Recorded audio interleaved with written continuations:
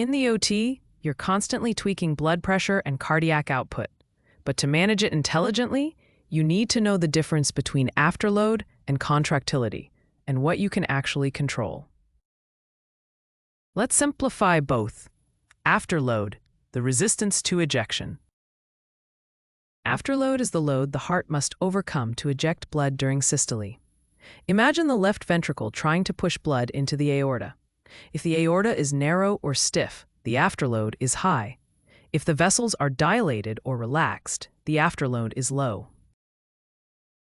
In terms of numbers, afterload relates to systemic vascular resistance, SVR, and aortic pressure.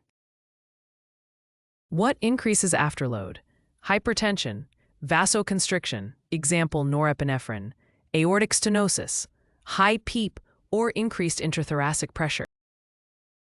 What decreases afterload? Vasodilators, for example, nitroglycerin, spinal epidural-induced sympathetic block. Contractility, the heart's squeeze. Contractility is the inherent ability of the myocardium to contract, independent of preload and afterload.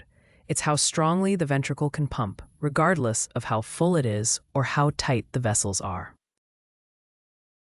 It depends on calcium handling, beta-adrenergic tone, ATP levels. What increases contractility? Sympathetic stimulation, e.g. epinephrine, dobutamine, calcium, digoxin, healthy myocardium. What reduces contractility? Myocardial ischemia, acidosis, beta blockers, volatile anesthetics at high MAC, sepsis-induced myocardial depression. Why this matters in anesthesia? As an anesthesiologist, you can directly control afterload using vasoactive drugs and depth of anesthesia. Contractility is harder to change quickly unless you use inotropes.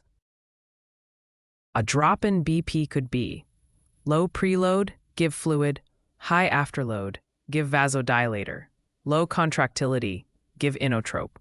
Dynamic monitoring like arterial waveform analysis helps tease this out. Final takeaway: afterload is the pressure the heart fights against. Contractility is the power it punches with. You modulate afterload every day.